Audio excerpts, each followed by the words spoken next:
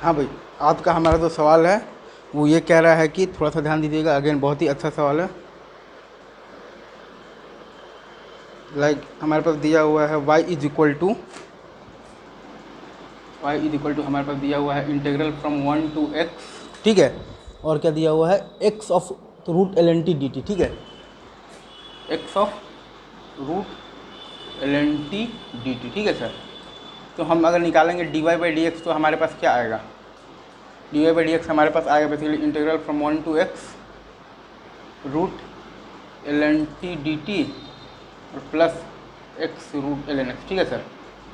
और अगर हम लोग निकालते हैं basically D two Y by D X square, ठीक है सर, तो वो हमारे पास क्या आएगा, वो हमारे पास आएगा basically root L N X और plus root L N X और plus X by two root L N X into 1/x।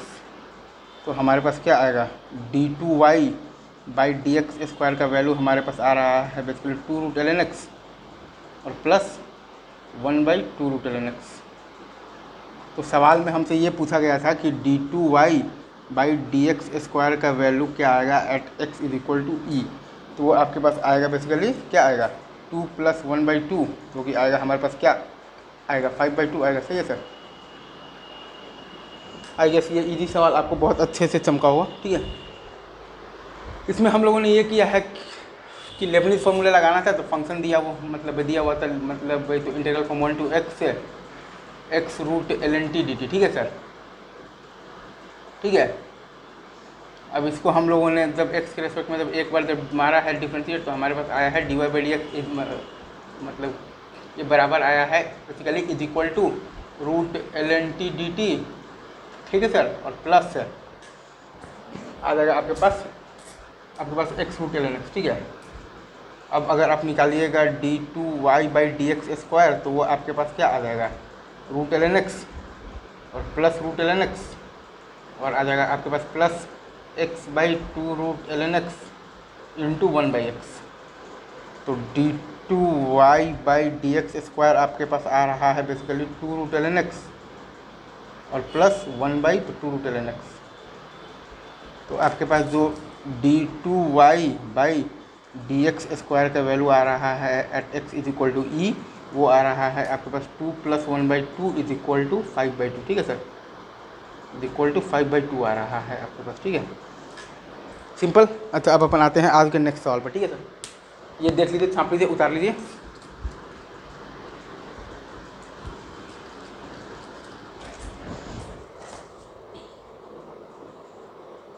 ये हो गया।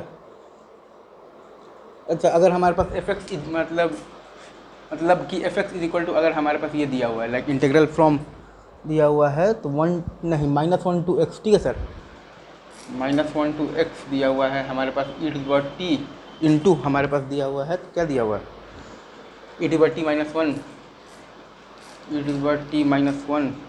इंटू t-1 इंटू t-2 का होल क्यूब इंटू है आपके पास t-3 का whole power 5 into D T, ठीक है sir.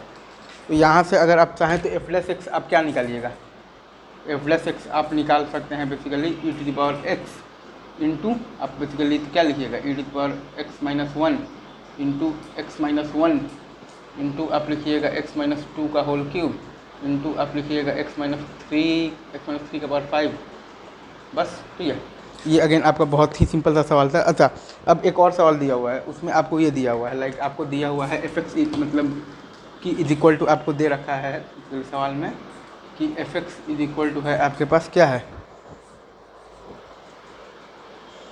Integral from 0 to sin square X, ठीक है, साइन इनवर्स रूट टी, ठीक है, डी टी और plus integral from 0 to cos square X, ठीक है सर, क्या है आपका यहाँ पर cos inverse root T D T, ठीक है सर। तो एफ प्लस एक्स अगर आप लिखिएगा तो आपके पास क्या आएगा, एफ प्लस एक्स आपके पास आएगा बेसिकली साइन इनवर्स से साइन एक्स इंटू आएगा आपके पास साइन 2x, ठीक है सर, माइनस आएगा आपके पास साइन 2x से इंटू आएगा आपके पास कॉस इनवर्स कॉस इनवर्स, यहाँ पर सॉरी आपका यहाँ पर मोड आएगा, मोड साइन, ठीक है सर। और आपके पास यहाँ पर क्या आएगा, कॉस इनवर्स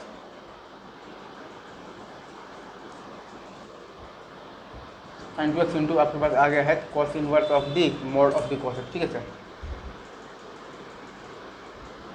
ये आपका अगेन जीरो आ गया है, मतलब कि आपके पास क्या आ गया है, F dash X is equal to आ गया है आपके पास जीरो आ गया है, तो आ गया है, ठीक है सर।